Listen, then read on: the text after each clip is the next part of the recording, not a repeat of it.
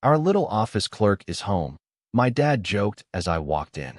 But his friend, a Navy SEAL, spotted my tattoo, Unit 77. His smile vanished. Sir, he said quietly to my dad, do you even know who your daughter is? Then he turned to me. Admiral Callahan, ma'am.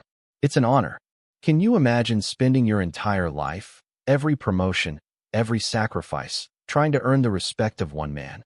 And then, he introduces you to everyone as his little office clerk. For years, I bit my tongue. But one day, at a backyard barbecue, the truth came out in the most explosive, unexpected way. And what happened next?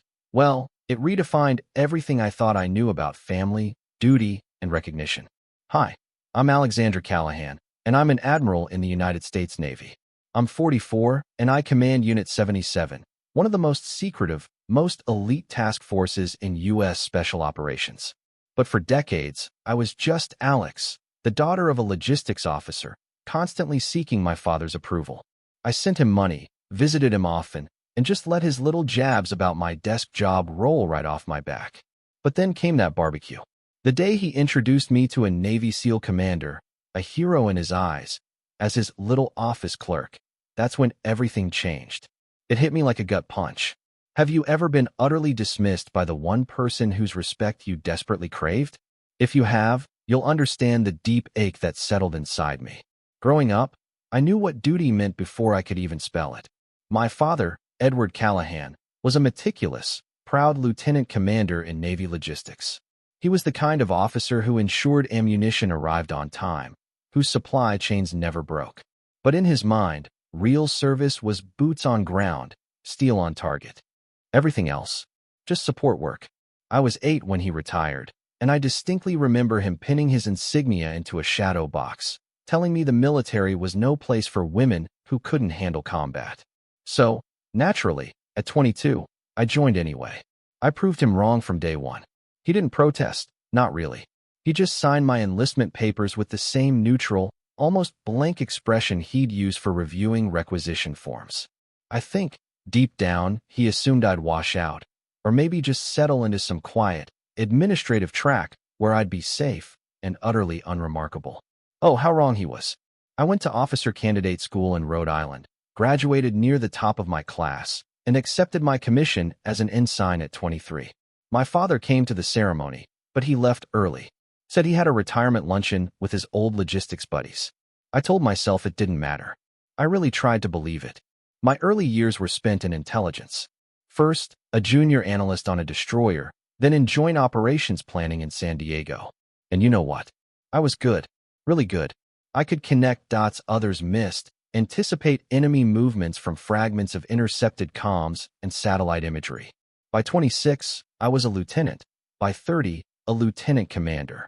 I coordinated with SEAL teams, Marine recon units, Air Force special operations. I learned their language, their rhythms, how they thought about risk. But I also learned something else. They wouldn't take me seriously until I'd proven myself 3 times over. It was exhausting. At 33, I was selected for command of a joint intelligence fusion cell in Bahrain. I called my dad to tell him, and he just waved it off as desk work in the desert. I could hear the Padres game on in the background. I didn't correct him. I didn't tell him that my desk work involved coordinating real-time intel for strike packages hitting high-value targets across 2 war theaters. I didn't mention the nights I spent wide awake, tracking assets in hostile territory, or the commendation I received when one of my assessments literally prevented a massacre. He wouldn't have understood, or maybe he would have, and that thought was somehow worse. By 37, I was a commander. Oh, 5. That's equivalent to a lieutenant colonel in the Army or Air Force. I wasn't just analyzing threats anymore. I was shaping operations. I worked directly with special warfare units, often in classified spaces where my name didn't appear on any public roster. My father knew I'd been promoted. I'd even sent him a photo from the ceremony. He texted back, "Congrats on the promotion. Your mother would have been proud." My mother died when I was 19, just 2 weeks before I graduated high school. She was the one who always told me I could do anything. My father, on the other hand, was the one who quietly believed I shouldn't. When I turned 40, my career changed again. I was read into Unit 77. This isn't a unit you apply for. you understand. It's a unit that finds you. Officially, it didn't exist. Unofficially, it was a joint task force specializing in clandestine recovery operations. Hostages, downed pilots, captured intelligence assets. We pulled people out of places no one else could reach. I was appointed as the executive officer under a 2-star who was 3 years from retirement. In our first meeting, he told me I had a rare combination of operational intuition and bureaucratic patience. You know how to fight and how to wait, he said. That's what this job takes. 18 months later, when he retired, I took command. I was 41, and then I was promoted to Captain 06. That's the rank that separates career officers from those destined for flag rank. My father didn't attend the ceremony. Said he had a doctor's appointment he couldn't reschedule. I didn't push. Captain Lopez, my second-in-command, stood in as my guest. Afterward, she asked if I was okay. I told her I was. I think, for a moment, I even believed it. I spent the next 2 years running operations across 3 continents. I coordinated with the CIA, the State Department, countless intelligence services. I made decisions that saved lives and decisions that, well, that cost them. I slept 4 hours a night, and I lived out of a secure facility in Virginia that smelled like recycled air and bad coffee. My father called twice in that entire span. Once to ask if I could help his neighbor's son get into the Naval Academy. I couldn't. And once to tell me about a reunion he'd attended where someone's son had just made SEAL Team 06. Now that's a real accomplishment, he said. I told him I had to go. I had a briefing in 10 minutes. It wasn't a lie. At 43, I was promoted to Rear Admiral Lower Half, 07. It came with a ceremony at the Pentagon, new responsibilities, and a speech from the Deputy Chief of Naval Operations about leadership and sacrifice. My father sent flowers. The card read, "Congratulations on your promotion. Still can't believe they let you get this far." I kept that card in my desk drawer for 2 weeks, staring at it, before I finally threw it away. 6 months later, I was promoted again. Rear Admiral Upper Half, 08. This is a rank fewer than 1% of officers ever see. I was 44, the youngest woman to hold the position in Naval Special Warfare Command. Unit 77 was still mine, though my role had shifted from direct command to strategic oversight. I spent more time in briefing rooms than operation centers, more time managing egos and expectations than missions. It was necessary work. It just wasn't the work my father understood. He still called me once a month. The conversations were short, surface level. He'd ask how I was doing. I'd say fine. He'd tell me about his garden or his poker nights with other retirees. He never asked about my work. I never offered. It became a rhythm, a script we followed because neither of us knew how to break it. I told myself it was enough. I told myself I didn't need his approval. But every time I hung up, I felt the same hollow ache I'd felt at 23, standing in my dress whites while he left early for a luncheon. I sent him money when his pension didn't stretch far enough. I arranged for a contractor to fix his roof when a storm damaged it. I made sure he had everything he needed, even though he never asked. It was easier than confronting the truth. I'd spent 2 decades proving myself to a man who would never see me as more than the girl who used to organize his files. I was an admiral. I commanded one of the most elite units in the U.S. military. And to him, I was still just someone who shuffled papers. That was the backdrop. When I came home on leave last spring, I hadn't been back in almost a year. I told myself it was time. I told myself maybe things would be different. I should have known better. The signs were always there. I just chose not to see them. Or maybe I saw them and convinced myself they didn't matter. My father had a way of diminishing things without seeming cruel. He never raised his voice. He never insulted me directly. He just made it clear, in 1,000 small ways, that what I did wasn't real service. It started when I was still a lieutenant. I came home for Thanksgiving, and he introduced me to his poker group as my daughter, the Navy girl. One of them asked what I did, and before I could even answer, my father jumped in. Intelligence analysis. Lots of computers and reports. Not exactly kicking down doors. The men chuckled. I just smiled and changed the subject. Later, when I tried to tell him about a commendation I'd received, he nodded, said, "That's nice, sweetheart," and went right back to watching the game. It was soul-crushing. By the time I made lieutenant commander, the pattern was set. He'd brag about other people's children, sons who were Marines, pilots, SEALs. He'd talk about them with a reverence he never, ever used for me. At a family dinner once, he spent 20 minutes telling a story about his friend's son who'd completed BUD/S training. Now that's a warrior, he declared. That's someone who's really seen combat.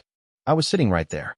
I had just returned from a deployment where I'd coordinated strikes that dismantled an entire terror cell network. I said nothing. I didn't know how to compete with his version of heroism. When I made commander at 37, I called to tell him. He was at a hardware store.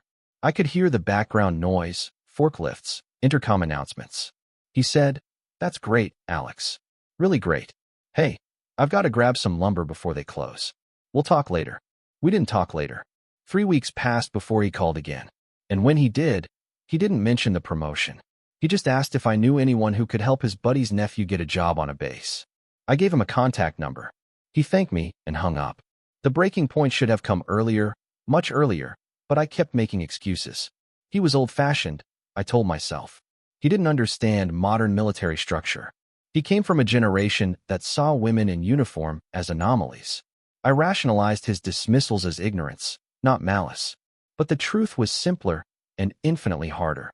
He didn't respect what I did because he didn't see it as real. When I was promoted to captain at 41, I invited him to the ceremony. I sent him the details 2 months in advance. I called to confirm a week before. He said he'd be there. The morning of the ceremony, he called. Said he had a doctor's appointment. It's been on the books for months, he insisted. I can't reschedule. I asked what the appointment was for. Routine, he said. I didn't push. I just told him it was fine. Captain Lopez stood beside me during the pinning. Afterward, she asked if I wanted to get a drink. I said no. I went back to my quarters and stared at the wall for an hour. My father called 2 days later to ask how it went. I gave him a brief summary. He said, "Well, you've always been good at the administrative side of things. That's a valuable skill." I felt something crack inside me, some small piece of hope I didn't even know I was still holding on to, just shattered. I thanked him and ended the call. I didn't cry. I had stopped crying over him years ago. The comments continued. Every visit, every phone call. There was some subtle jab disguised as humor or an observation. "Our little clerk's probably organizing supply chains," he'd say to his friends. Or, "Alex does all the behind-the-scenes stuff. Real important work, even if it's not glamorous." He said it with affection, like he was proud of me for knowing my place. I'd just smile and nod. What else could I do? Tell him I'd been in firefights, that I'd made calls that put lives on the line, that I'd earned my rank through decisions most people couldn't even fathom? He wouldn't have believed me, or worse, he would have, and it still wouldn't have mattered. By the time I made Rear Admiral lower half, I'd stopped expecting anything from him. The promotion was significant, a flag officer rank, a level of authority and responsibility most officers never reach. My father sent flowers with a card that felt like a backhanded compliment. I didn't keep it. I didn't need another reminder that his pride was conditional and his respect was reserved for men who fit his narrow definition of service. When I made Rear Admiral upper half 6 months later, I didn't tell him until a week after the ceremony. He sounded surprised when I called. "Another promotion? They're really moving you up fast." I told him it wasn't fast. It was 22 years of work. He said, "Well, you always were good at climbing the ladder. Your mother had that same ambition." It wasn't a compliment. It was a dismissal. I let it go. I always let it go. The last conversation before I came home was brief. I called to let him know I'd be on leave and wanted to visit. He sounded pleased. "That'd be great, Alex. I'm having a few of the guys over for a barbecue. You should come. It'll be good to see you." I asked who'd be there. He rattled off names, old Navy buddies, a couple of guys from his logistics days. "And Jacob Rains," he said, a SEAL commander he'd stayed in touch with over the years. "Jake's a hell of an operator. You'll like him. Real warfighter." I said I'd be there. I hung up and stared at my phone, wondering why I kept doing this to myself. I drove 6 hours to reach my father's house. The route was familiar. Interstate 95 through Virginia, cutting west toward the Blue Ridge foothills where he'd retired 15 years ago. The house was small, a single-story ranch with a carport and a yard that desperately needed mowing. I arrived just after 1,300 hours on a Saturday. The driveway was already crowded with trucks and a Jeep with veteran plates. I parked on the street and sat in my car for a moment, gathering myself. I was in dress whites. I'd come straight from a ceremony in D.C. and hadn't had time to change. I told myself it didn't matter. It was just a barbecue. My father was in the backyard when I walked around the side of the house. He was standing near a grill, beer in hand, talking to three men I didn't recognize. One of them was younger, maybe late 30s, with the build and bearing of someone who still ran 10 miles before breakfast. That had to be Rains. My father saw me first. He grinned and raised his beer. "Our little office clerk is home," he called out, loud enough for everyone to hear. The men turned. A couple of them chuckled. I forced a smile and kept walking. My father met me halfway across the yard and pulled me into a one-armed hug. "Look at you all dressed up. You come from a meeting or something?" I told him I'd been at a change of command ceremony in D.C. He nodded absently, already turning back to his friends. "Guys, this is my daughter, Alex. She's in the Navy. Does all the intel paperwork and coordination, real brain work." One of the older men shook my hand. "Logistics?" he asked. "Intelligence and special operations," I said. He just nodded, like he didn't know the difference. The younger man, Rains, stepped forward. He had sharp eyes and the kind of calm intensity you see in operators who've spent years in bad places. He extended his hand, and I shook it. "Commander Rains," he said. "Good to meet you, ma'am." "Likewise," I replied. My father clapped him on the shoulder. "Jake here just got back from a rotation overseas. Can't talk about it, but let's just say he's been keeping the bad guys on their toes." Rains smiled politely, but said nothing. I liked him immediately. We moved toward the grill. My father handed me a beer, and the conversation shifted to sports, the weather, the usual safe topics people default to when they're not sure what to say. I stood at the edge of the group, half listening, trying to decide how long I needed to stay before I could make an excuse and leave. That's when Rains saw the tattoo. It was on my left forearm, just below the sleeve of my dress whites. A trident with the number 77 beneath it, small and precise. I'd gotten it years ago, back when Unit 77 was still new and we were still figuring out what we were. It was a stupid decision in hindsight. Officers aren't supposed to get unit tattoos. But I was younger then, and it felt important. I'd kept it covered ever since, but dress whites have short sleeves. There was no hiding it. Rains was mid-sentence when he saw it. He stopped talking.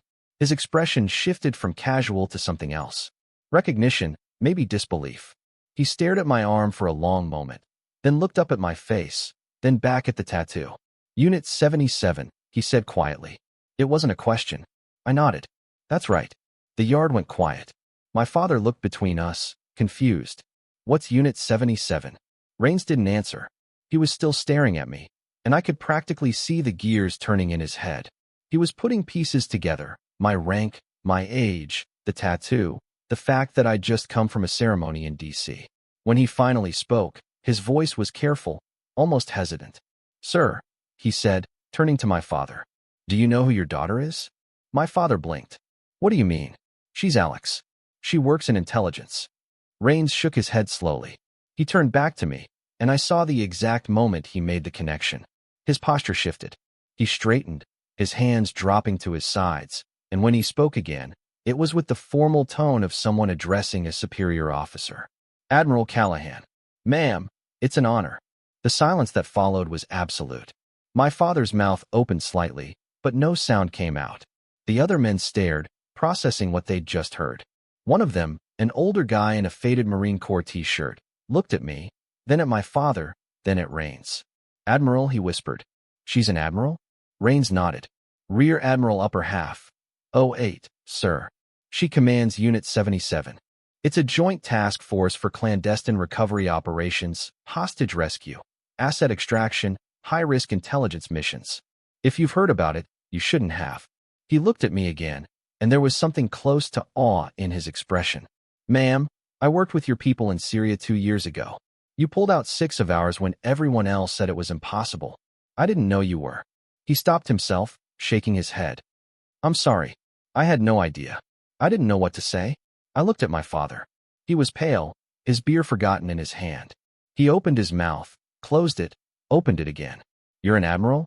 he finally managed. I nodded. "Since last year." He blinked. "But you said you worked in intelligence." "I do," I said. "I also command a special operations task force. I have for the last 3 years." He stared at me like I was speaking a language he didn't understand. Rains stepped back, giving us space, but I could feel his eyes on me.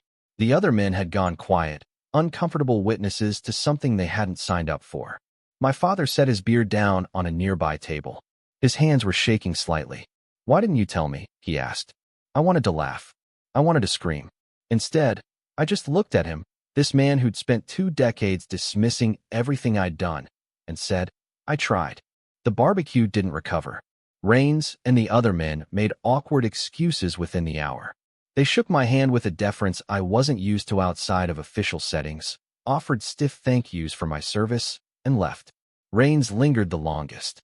He pulled me aside near my car and said, "Ma'am, I'm sorry. I didn't mean to." I cut him off. "You didn't do anything wrong, Commander. If anything, I should thank you." He nodded, but he still looked uncomfortable. "Your father's a good man," he said. "He talks about you all the time. He's proud of you." I didn't correct him. There was no point. When everyone was gone, I went back inside. My father was sitting at the kitchen table, staring at nothing.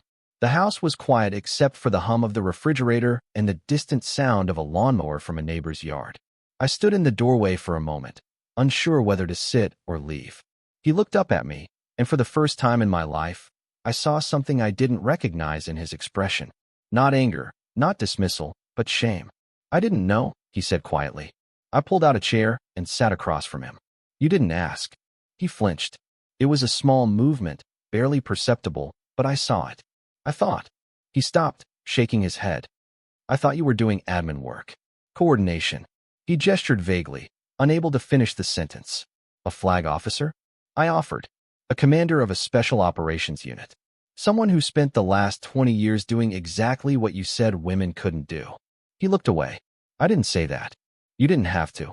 The words came out sharper than I intended, but I didn't take them back. "Every time I tried to tell you what I did, you changed the subject. Every time I came home, you introduced me as your clerk. You dismissed every promotion, every deployment, every piece of my career like it didn't matter. So, no, Dad, you didn't say it. But you made it very clear." He was quiet for a long time. When he finally spoke, his voice was barely a whisper. "I didn't mean to." He stopped again, struggling. "I thought I was protecting you. I thought if I didn't make a big deal out of it, you wouldn't get hurt when things didn't work out." I stared at him. Things did work out. I'm an admiral. I've done things most people will never even hear about. And you weren't protecting me. You were protecting yourself. He didn't argue. He just sat there. This man who'd spent his whole life believing he understood how the world worked, realizing maybe he didn't. I thought about leaving. I thought about walking out and never coming back. But there was something in his face, some small crack in the armor he'd worn for so long, that made me stay.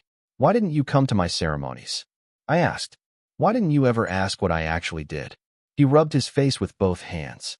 "I don't know," he said. "I guess I was scared." "Scared of what?" "Of realizing I was wrong about you." The admission hung in the air between us. I didn't know how to respond. Part of me wanted to absolve him, to say it was okay, that we could move past it. But it wasn't okay. 20 years of dismissal couldn't be erased with a single moment of honesty. "I need to go," I said, standing. He looked up, panicked. "Alex, wait. I'm not leaving forever," I said. "I just need some air." I walked out to the porch and sat on the steps. The sun was starting to set, casting long shadows across the yard. I thought about every time he'd introduced me as his clerk, every time he'd bragged about someone else's son, every time he'd made me feel like I was less than. And I thought about Rains, the way his expression had shifted when he saw the tattoo, the way he'd straightened and called me ma'am. It was the first time my father had ever seen someone treat me with the respect I'd earned. He came out 10 minutes later and sat beside me. We didn't speak for a while. Finally, he said, "I'm sorry." "For what specifically?"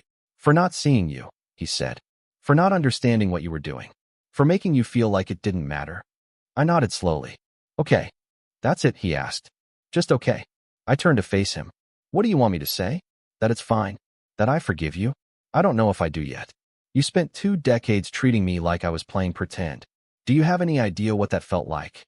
He shook his head. "No, I don't." "Then give me time," I said. "Give me time to figure out if I can get past this." He nodded. We sat in silence for a while longer. And then he said, "Unit 77. That's really what you command?" "Yes." "And you've been doing this for how long?"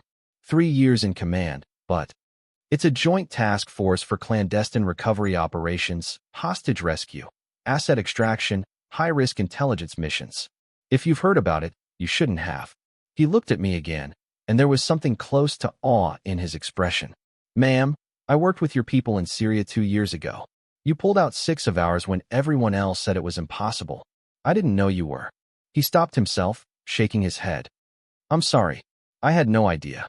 I didn't know what to say. I looked at my father. He was pale, his beer forgotten in his hand. He opened his mouth, closed it, opened it again. You're an admiral? He finally managed. I nodded. Since last year. He blinked. But you said you worked in intelligence. I do, I said. I also command a special operations task force. I have for the last 3 years.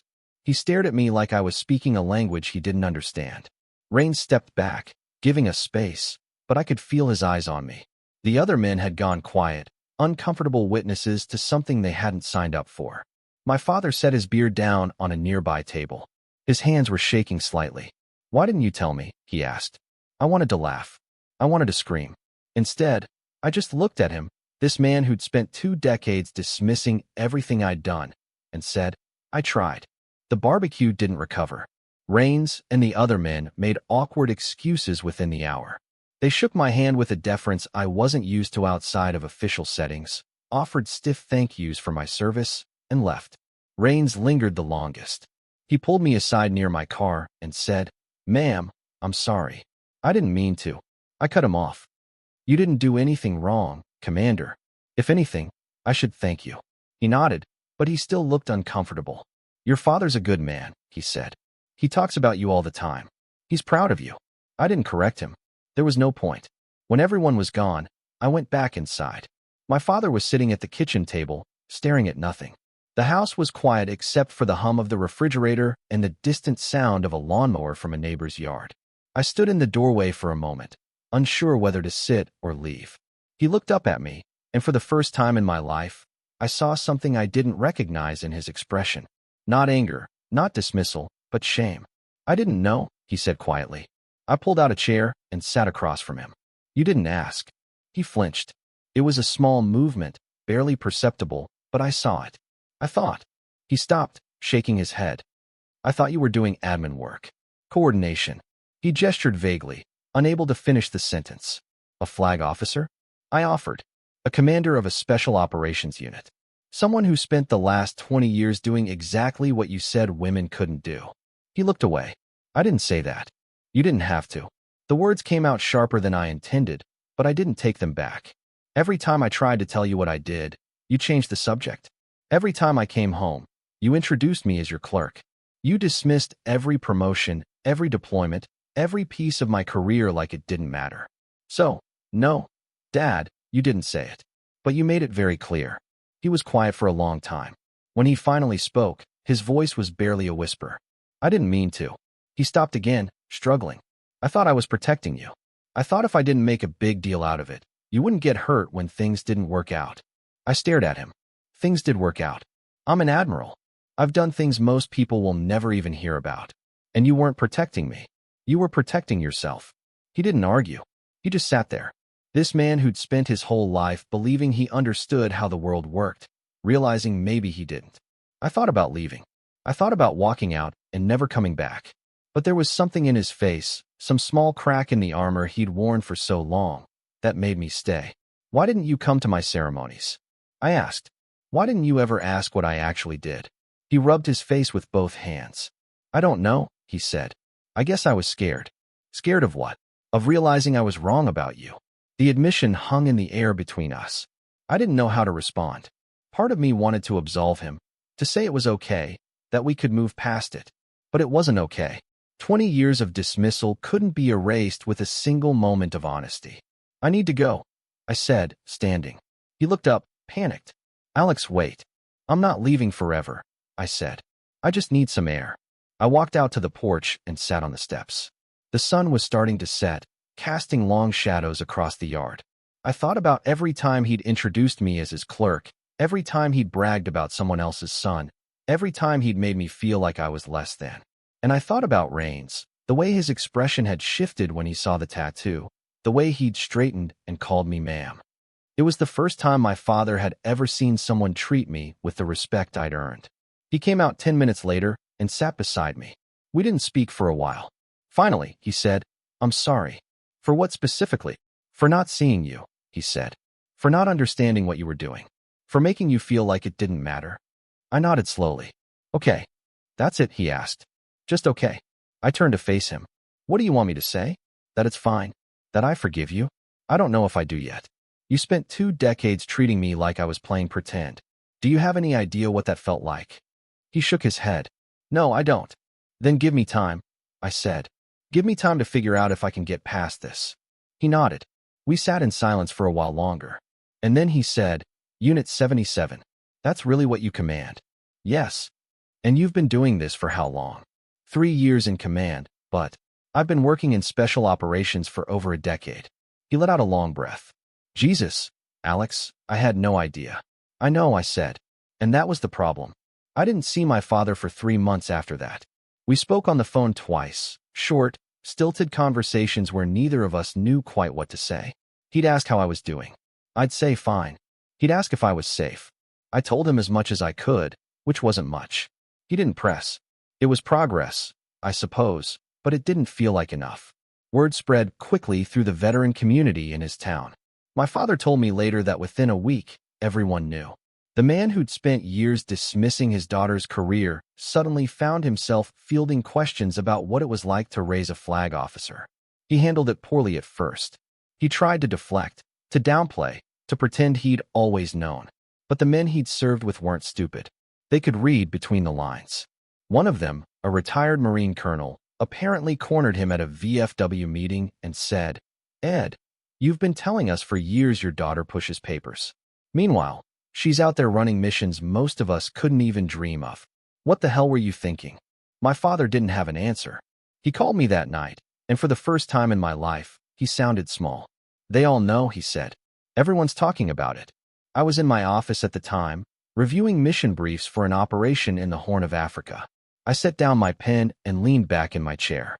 And I feel like an idiot." "You should," I said. It wasn't kind, but it was true. He was quiet for a moment, then said, "I started reading about Unit 77. There's not much out there, but I found some articles, some old news reports about missions that weren't attributed to anyone." "Was that you?" "Some of it," I said. "Most of it you'll never read about." "Why not?" "Because that's how it works, Dad. We don't exist on paper. We do the jobs no one else can do, and then we disappear. That's the point." He let out a long breath. "I had no idea," he said. "I thought." He stopped. I don't know what I thought. I felt something shift in me then. A small loosening of the anger I'd been carrying. He was trying. It was clumsy and inadequate, but he was trying. "Dad," I said, "I need you to understand something. I didn't do this for recognition. I didn't do it to prove you wrong.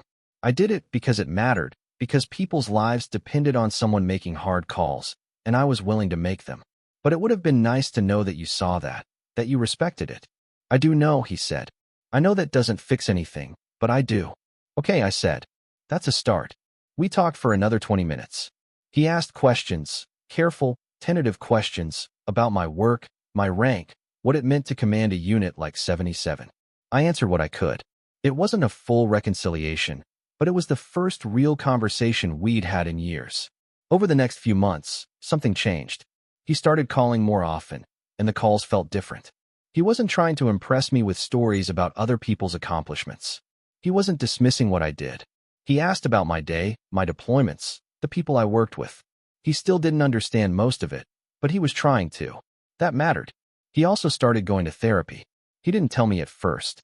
I found out through a mutual friend who ran into him at the VA. When I asked him about it, he was embarrassed. "I figured I should talk to someone," he said. "About what?" "About why I treated you the way I did," he said, his voice raw. "About why I couldn't see what was right in front of me." I didn't know what to say. I settled on. "That's good, Dad. I'm glad. I saw the change in other ways, too." He stopped bragging about other people's kids. He stopped introducing me as his clerk. When someone asked what I did, he said, "She's a rear admiral in the Navy, commands a special operations unit. I can't tell you much more than that, but I'm proud of her." The first time I heard him say that, I almost cried. But pride wasn't the same as understanding, and respect wasn't the same as repair. There were still moments when I'd catch him looking at me like he didn't recognize me, like the daughter he thought he knew had been replaced by someone else entirely. Maybe that was true. Maybe I had changed so much that the girl he remembered didn't exist anymore. Or maybe she never did. I threw myself into work. It was easier than dealing with the mess at home. I had operations to plan, people to protect, missions to execute. Unit 77 ran 3 major operations in those months, all successful. We pulled a kidnapped journalist out of Yemen, extracted a compromised intelligence asset from Eastern Europe, and recovered sensitive materials from a downed reconnaissance drone in the South China Sea. Each one required precision, coordination, and a level of risk management that kept me awake at night. But they worked. My people came home. That was all that mattered. Captain Lopez noticed I was different. We were reviewing after-action reports one evening when she said, "You okay, ma'am? You seem distracted." I told her I was fine. She didn't believe me. "If you need to talk." "I don't," I said. Then, softer. "But thank you." She nodded and went back to the reports, but I could feel her watching me. Lopez was good at reading people. It was one of the reasons I'd chosen her as my second. She knew when to push and when to let things go. She let this go. That night alone in my quarters, I thought about my father.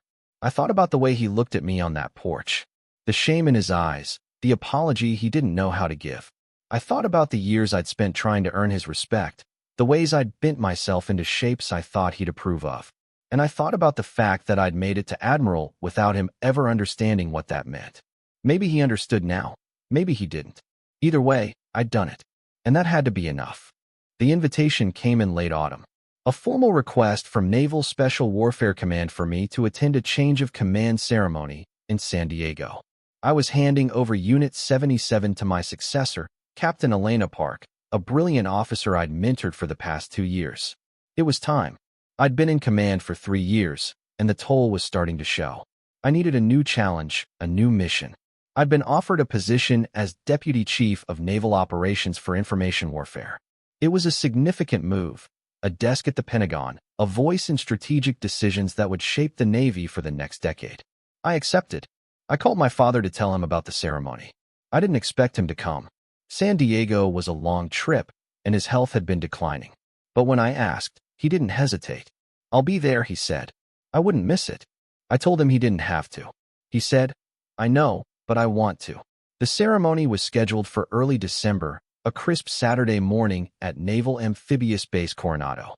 The sky was clear, the ocean visible in the distance. The kind of perfect California day that feels stolen from a postcard. I arrived early, dressed in service dress blues, my uniform crisp, my ribbons aligned. The ceremony would be formal. Dignitaries, senior officers, a speech or two. I'd done this before, but never from this side. Never as the one letting go. My father arrived an hour before the ceremony started. I saw him from across the parade ground, walking slowly with a cane I didn't know he needed. He was wearing his old service dress uniform, the one he'd kept in a garment bag for the last 15 years. It fit him differently now, looser in some places, tighter in others. He looked older, smaller, but he stood straight. When he reached me, he saluted. I returned it, then pulled him into a hug. "You didn't have to wear the uniform," I said. "I wanted to," he replied. Felt right. We didn't have much time to talk before the ceremony began. I introduced him to a few of my staff, including Captain Lopez and Captain Park. He shook their hands with a formality I wasn't used to seeing from him. When Lopez said, "Your daughter's the best commander I've ever served under," he nodded and said, "I'm starting to understand that."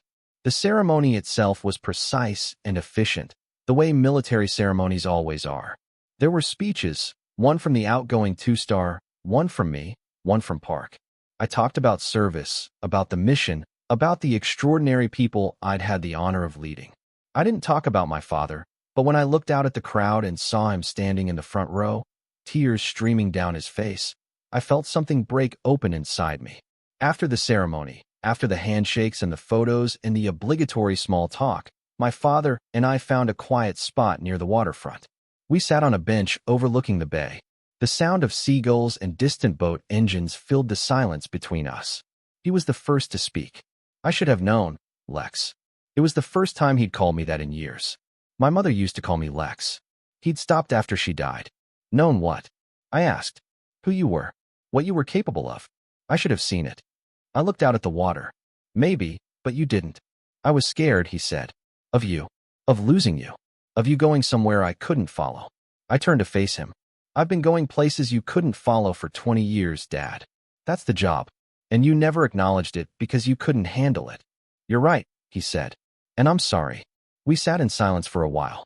Then he reached into his jacket and pulled out a small box. He handed it to me without a word.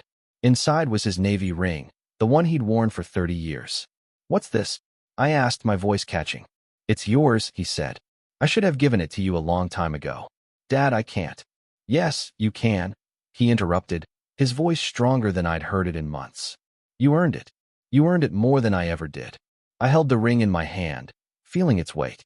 It was scratched and worn, the gold dull from decades of wear. It smelled faintly of metal and salt air. I slipped it onto my finger. It was too big, but I didn't care. Thank you, I said, a lump in my throat. He nodded, and for a moment, I thought we might actually be okay. Not healed, not whole, but something close to understanding. I just never thought they'd let someone like us lead a unit like that, he said quietly, almost to himself. I pulled the ring off and handed it back to him. He looked confused. What? They didn't let me, Dad, I said, my voice steady. I earned it. There's a difference. His face fell. He stared at the ring in his palm, then back at me. I didn't mean. I know what you meant, I said. And that's the problem. You still don't get it. This wasn't about luck or being let in. This was about proving myself every single day for 20 years. It was about being twice as good to get half the credit. It was about making decisions that would have broken most people and doing it without recognition because that's what the job required. He looked down. I'm sorry, Alex. I don't know how to do this. I don't know how to be what you need. I needed a father who believed in me, I said. But I'll settle for one who's trying to understand. It was quiet for a long time. Then he closed his hand around the ring and said, I'm trying. I know it doesn't fix anything, but I am. I nodded. I know. We sat there until the sun began to set, painting the bay in shades of orange and pink. It wasn't forgiveness. Not yet. But it was something, a crack in the wall, a possibility. When we finally stood to leave, he offered me his arm. I took it, and we walked back toward the parking lot together, an old man in an outdated uniform and his daughter, the Admiral. Neither of us quite sure what came next, but willing to find out. The months that followed were a study in reconstruction. I threw myself into my new role at the Pentagon, learning the rhythms of bureaucratic warfare, navigating the politics of joint operations planning and information warfare strategy. It was different from commanding Unit 77, less immediate, more abstract, but no less important. The decisions I made would ripple through the entire Navy, shaping doctrine and capability for years to come. My father and I spoke every week. The conversations were still, sometimes awkward, still sometimes strained, but they were real. He asked questions about my work, and I answered as much as I could. He told me about his therapy sessions, about the things he was learning about himself. The therapist says I have trouble accepting things I can't control, he said once. She says I try to make you smaller, so I wouldn't have to worry about you. That sounds about right, I said. He laughed. A short, bitter sound. Yeah, it does. He started reading military history, books about leadership, about women in combat, about the evolution of special operations. He'd call me with questions about things he didn't understand. It says here that Admiral Grace Hopper invented computer programming languages, he said once. Did you know that? I told him I did. She was a rear admiral, he continued. Just like you. I never knew that. There have been a lot of women doing remarkable things in the military, I said. We've just been doing it quietly. Too quietly. He said, someone should have told me. I wanted to say that I'd tried to tell him, that I'd spent years trying to make him see, but I let it go. He was learning. That had to be enough. In the spring, he came to visit me in Virginia. It was the first time he'd ever come to see me rather than the other way around. I picked him up from the airport, and we drove through Arlington, past the Pentagon, past the memorials and monuments that marked the capital of American military power. He stared out the window like a tourist, taking it all in. You work here, he said, more to himself than to me. You actually work here? I do, I said. What's it like? I thought about it. Overwhelming, frustrating, rewarding, all of it at once. I showed him my office, a small space with a window overlooking the river, walls lined with commendations and photos from various commands. He stood in the doorway for a long moment, just looking. "This is real," he said quietly. "This is actually real." "It always was," I said. He nodded. "I know. I'm starting to understand that." We had dinner that night at a quiet restaurant in Alexandria. Over wine and pasta, he told me about his life, about the things he regretted, about the ways he wished he'd been different. "I was a good logistics officer," he said, "but I was a mediocre father. I see that now." "You weren't mediocre," I said. "You were absent. There's a difference." He flinched, but he didn't argue. "You're right. I was. And I'm sorry." I took a sip of wine, considering my next words carefully. "I used to think that if I just did enough, achieved enough, you'd finally see me. But the problem wasn't what I did. The problem was that you'd already decided who I was. And nothing I accomplished could change that." "Until rains," he said. I nodded. "Until rains. I hate that it took someone else telling me for me to believe it," he said. "I hate that I couldn't see it on my own." "So do I said. "But here we are." We finished dinner in relative silence. Afterward, we walked along the Potomac, the city lights reflecting off the dark water. He moved slowly, leaning on his cane, but he insisted on walking. "I need to ask you something," he said after a while. "Okay. Do you think you'll ever forgive me?" I didn't answer right away. I thought about all the years of dismissal, all the times he'd made me feel invisible. I thought about the girl I'd been, desperate for his approval, and the woman I'd become, who'd learned to live without it. "I don't know," I said finally. "Maybe. But forgiveness isn't going to erase what happened. It's not going to give me back the years I spent trying to be enough for you." "I know," he said. "I just needed to hear you say it." We walked in silence for a while longer. Then he said, "For what it's worth, you were always enough. I was just too stupid to see it." It wasn't absolution, but it was honest. And honesty, I was learning, was its own form of repair. My father's health declined over the next year. It started with small things: shortness of breath, fatigue, a persistent cough. He kept dismissing his allergies. By summer, the doctors had a diagnosis: congestive heart failure, complicated by decades of untreated hypertension. They gave him 2 years, maybe 3 if he was lucky, and followed their orders. He wasn't good at following orders. I flew home as often as I could, juggling Pentagon briefings with hospital visits, secure phone calls with bedside conversations. He hated that I was there, hated that I was seeing him weak. "You've got more important things to do than babysit an old man," he'd say. I'd tell him there was nothing more important, and he'd shake his head like he didn't believe me.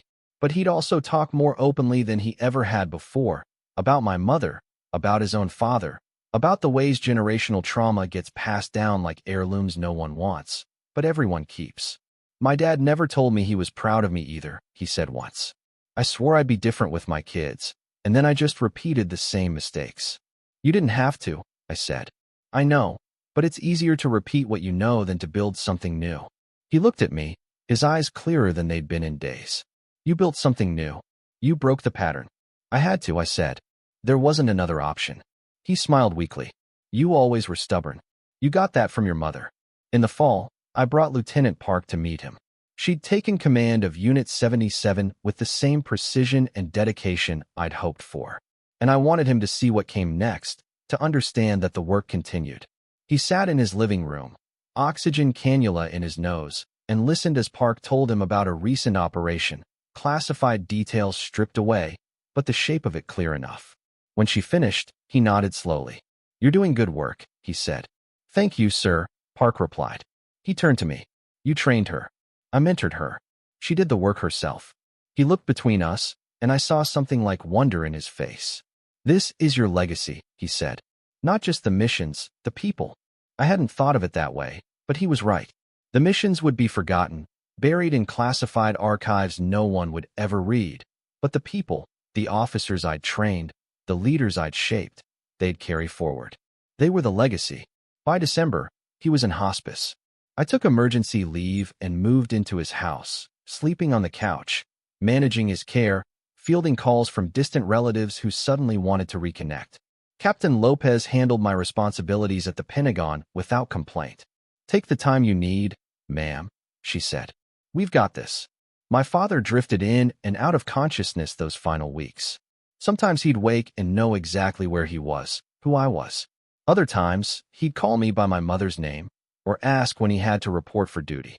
I'd hold his hand and tell him he was home, that he was safe, that everything was taken care of. 3 days before he died, he had a moment of clarity. He called me over to his bed, his voice barely a whisper. "Lex, I'm here, Dad.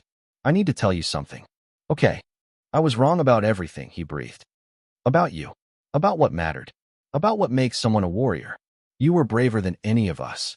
You walked into rooms where no one wanted you and made them give you a seat at the table. That's courage. That's real strength." I felt tears burning in my eyes. "Thank you for saying that. I should have said it 20 years ago," he said. "I'm sorry I didn't." "I know," I said. "I forgive you." He closed his eyes, and I thought he drifted off again. But then he squeezed my hand and said, "Your mother would be so proud of you." His voice faded almost to nothing. "I am too. I hope you know that." "I do know," I said, my voice thick. He died 2 days later, on a Tuesday morning just after dawn. I was sitting beside him, reading a book, when his breathing changed. I set the book down and took his hand, and I stayed there until the end. It was quiet. It was peaceful. It was nothing like the way he lived. And maybe that was a mercy. We buried him with full military honors at Arlington National Cemetery. It took some work. He hadn't served long enough to automatically qualify, and his rank wasn't high enough to guarantee a spot. But I made some calls, pulled some strings, and got him in. He would have hated that I used my position to arrange it. He also would have been secretly pleased. The funeral was small, a handful of his old Navy friends, some neighbors, a few distant relatives. Captain Lopez came, and Captain Park and Commander Rains, who'd stayed in touch after that barbecue. The Navy provided an honor guard, young sailors in dress blues who folded the flag with mechanical precision and handed it to me with rehearsed words of gratitude for his service.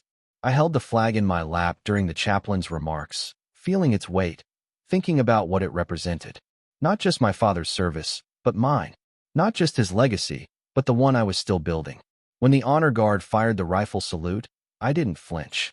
I'd heard worse sounds in worse places. After the service, people approached me to offer condolences. They told me he was a good man, a dedicated officer, a loyal friend. They told me he'd talked about me constantly in his final year, that he'd been so proud. I thanked them and smiled and played the part of the grieving daughter. And I was grieving, but not just for the man who died. I was grieving for the relationship we never had, for the years we'd wasted, for the understanding that came too late. Rains was the last to approach. He stood at attention and said, "Admiral, I'm sorry for your loss." "Thank you, Commander." He hesitated, then said, "If it helps," he changed. After that day at the barbecue, he really changed. He spent the last year trying to understand who you were. "That's worth something." "It is," I said, "but it doesn't erase the 20 years before it." "No," Rains agreed, "but it counts for something." I nodded. He saluted, and I returned it. And then he walked away, leaving me alone with the flag and the silence. I returned to work a week after the funeral. There was a backlog of decisions waiting, briefings to attend, meetings to chair. I dove in with the focus that had defined my career, channeling grief into productivity the way I always had. Captain Lopez noticed, of course. "Ma'am, if you need more time." "I don't," I said. "Work is what I need right now." She didn't push, but she watched me carefully, the way a good executive officer does. And maybe she was right to worry. I was working 14-hour days, sleeping 5 hours a night, avoiding anything that required me to sit still and feel. It was unsustainable, and I knew it. But sustainable wasn't the point. Surviving was. 2 weeks after the funeral, a package arrived at my office. No return address, just my name and rank in my father's familiar handwriting. Inside was his Navy ring, the one he'd tried to give me at the change of command ceremony. And beneath it, a note on yellowed paper, the ink slightly smudged. "Lex, if you're reading this, I'm gone. I'm sorry I couldn't give this to you in person, but you gave it back last time, and I understood why. I didn't earn the right to pass it to you, but I want you to have it anyway. Not because of what I did, but because of what you've done. You didn't just meet the standard. You became the standard. I wish I'd told you that more. I wish I'd seen it sooner, but I see it now. You're not my little clerk. You never were. You're Admiral Alexander Callahan, and you're everything I should have been. Carry this if you want. Leave it in a drawer if you don't. Either way, know that I finally understood who you were." And I was in awe. "Dad." I read the note, 3 times. Then I slipped the ring onto my finger. It was still too big, but I didn't care. I wore it for the rest of the day, feeling its weight, its history, the complicated legacy it represented. When Captain Lopez noticed, she didn't say anything. She just nodded. A small gesture of understanding. That night, alone in my quarters, I thought about my father, about the man he'd been, and the man he'd tried to become, about the ways we'd hurt each other, and the small grace of his final year. He'd spent 2 decades dismissing me, and 1 year trying to make up for it. It wasn't enough. It would never be enough. But it was something. I thought about my mother, too. The woman who'd believed in me from the beginning, who told me I could do anything. I wish she'd lived to see what I'd become. I wish she'd been there for the promotions, the ceremonies, the moments that mattered. But maybe she had been, in some way I couldn't measure or prove. And I thought about the younger officers I'd mentored, Park, and the dozens of others who'd passed through my commands over the years. Women who'd faced the same quiet dismissals, the same subtle undermining, the same impossible standards. I tried to give them what I never had. Someone who saw them, who believed them, who cleared the path so they didn't have to fight every battle I'd fought. That was the real work, not the operations or the missions or the classified briefings. The real work was making sure the next generation didn't have to prove themselves the way I had. The real work was changing the culture. One conversation, one decision, one promotion at a time. I pulled out my phone and called Captain Park. She answered on the second ring. "Admiral, is everything okay?" "Everything's fine," I said. "I just wanted to check in. How's command treating you?" "It's good, ma'am. Challenging, but good." "That's how it should be," I said. "Elena, I need you to remember something." "Yes, ma'am. You belong there. You earned that command through years of hard work and dedication. Don't let anyone make you doubt that. Not your peers, not your superiors, not anyone." There was a pause, then quietly. "Did someone make you doubt it, ma'am?" "For a long time," I said. "Too long. Don't make my mistake." "I won't," she said. "I promise." "Good. Carry on, Captain." "Aye, ma'am." I hung up and sat in the silence of my quarters, feeling something like peace settle over me. My father had introduced me wrong once. He'd called me his little clerk, dismissed my achievements, refused to see who I'd become. But in the end, he'd seen it. In the end, he'd known. And maybe that was enough. Not forgiveness, not absolution, but acknowledgement. The recognition that I'd done something worthy, something that mattered. I'd served quietly for 20 years, and then someone had finally noticed. Not because I demanded it, but because the truth had a way of revealing itself. I looked down at my father's ring, still too big on my finger, and thought about the note he'd left. "You're everything I should have been," he'd written. But he was wrong about that. I wasn't what he should have been. I was what I'd chosen to become. And that distinction mattered. 5 years later, I stood in the same Pentagon office, now as a 3-star admiral, serving as Deputy Chief of Naval Operations. The responsibilities had grown. The decisions had become weightier, but the core of the work remained the same. Protecting people, enabling missions, shaping the future of naval warfare. I was 50 now, with more gray in my hair and more lines around my eyes. But I was still here, still serving, still fighting for the things that mattered.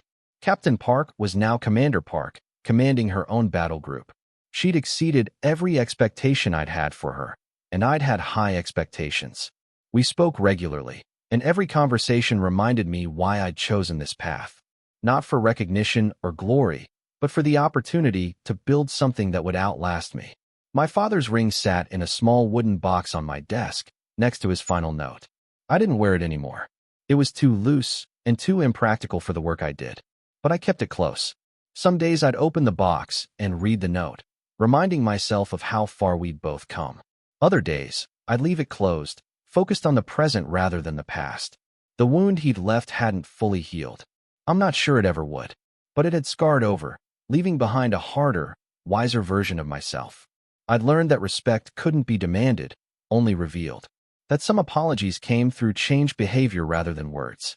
That legacy wasn't about the recognition you received, but about the people you lifted up. On quiet evenings, when the Pentagon emptied out and I had the office to myself, I'd think about that barbecue. About my father's joke, "Our little office clerk is home," and Commander Rain's response, about the look on my father's face when he realized he'd been wrong. It should have felt like vindication. Instead, It had felt like grief. But grief wasn't the end of the story. The end was what came after. The slow rebuilding, the tentative reconciliation, the grace of his final year. He'd spent 2 decades getting it wrong, and 1 year trying to make it right. It hadn't erased the hurt, but it had transformed it into something bearable, something I could carry. I kept his Navy ring as a reminder, not of him, but of the choice I'd made. The choice to serve anyway, to excel anyway, to build a career worth having, even when no one was watching. I'd done it for myself, not for him. But in the end, he'd seen it. And that had mattered more than I'd expected. Now, standing at my office window overlooking the Potomac, I thought about what I'd tell my younger self if I could. I'd tell her that the validation would come eventually, but not in the way she expected. I'd tell her that she'd spend years proving herself to someone who couldn't see her, and that it would hurt, but it wouldn't break her. I'd tell her that she'd make admiral, that she'd command elite units, that she'd shape the future of naval warfare. And I'd tell her that none of it would mean as much as the moment when her father finally called her by her rank. He'd introduced me wrong once, but in the end, he knew exactly who I was. And maybe after everything, that was enough. 1 year later, I was sitting in a congressional hearing room, testifying about the future of special operations integration. The questions were pointed, the atmosphere tense, and somewhere in the back of my mind, I kept thinking my father would have been terrified by this. Not because of the stakes, he'd understood pressure, but because he never would have imagined his daughter in this chair, speaking with authority about national security strategy to people who held the nation's purse strings. The hearing wrapped at 1,600 hours. I had 30 minutes before my next meeting, so I ducked into a quiet corridor and checked my phone. There was a message from Commander Park. "Ma'am, something you should see." Below it was a link to a military blog post titled "The Invisible Admirals, Women Who Shaped Modern Naval Warfare." I clicked it. My name was there, alongside a dozen others. The article was well-researched, citing operations that had been recently declassified, missions I'd almost forgotten about. It mentioned Unit 77 by name. Apparently, some of our work had finally been cleared for public discussion. The comments section was predictably mixed. Half the responses were supportive. The other half questioned whether women belonged in combat leadership at all. I closed the browser. Some battles never ended. They just changed shape. That evening, I drove out to Arlington. I hadn't been back since the funeral, and I wasn't sure why I was going now. Maybe because the hearing had drained me. Maybe because seeing my name in print alongside special operations and classified missions made me think about how long it had taken for anyone to notice. Maybe because I was tired of carrying the weight alone. The cemetery was nearly empty at this hour. I found my father's grave easily. Section 60, Row C. A simple white headstone with his name, rank, and dates of service. Someone had left a small American flag in the ground beside it, probably one of his old Navy buddies who still made the trip. I stood there for a long time, hands in my coat pockets, watching the sun set over the rows of white markers. "I testified before Congress today," I said finally, my voice a quiet whisper in the vast stillness. "About special operations reform." They asked hard questions. I gave harder answers. I paused. "You would have been proud or terrified. Maybe both." The wind picked up, cold and sharp. I pulled my coat tighter. "I'm wearing 3 stars now. They promoted me last month, Vice Admiral. I'm one of the youngest women to ever hold the rank." I looked down at the headstone. "I thought about calling you. Then I remembered you're not there to answer anymore." A groundskeeper drove past on a small utility vehicle, nodded respectfully, and continued on. I waited until he was out of sight. "I still get angry sometimes," I said, the words catching, "when I think about all those years you didn't see me. When I remember introducing myself at functions and having men assume I was someone's wife, not someone's commander. When I think about how hard I had to work just to be taken half as seriously as my male peers." I crouched down, brushed some leaves off the headstone. "But I also remember that last year, the way you tried. It wasn't enough, but it was something." I stood back up. "Commander Raines called me last week. He's retiring, moving to Colorado. He told me that barbecue changed his life. Made him look at his own daughter differently. Made him realize he'd been making the same mistakes you did. He thanked me."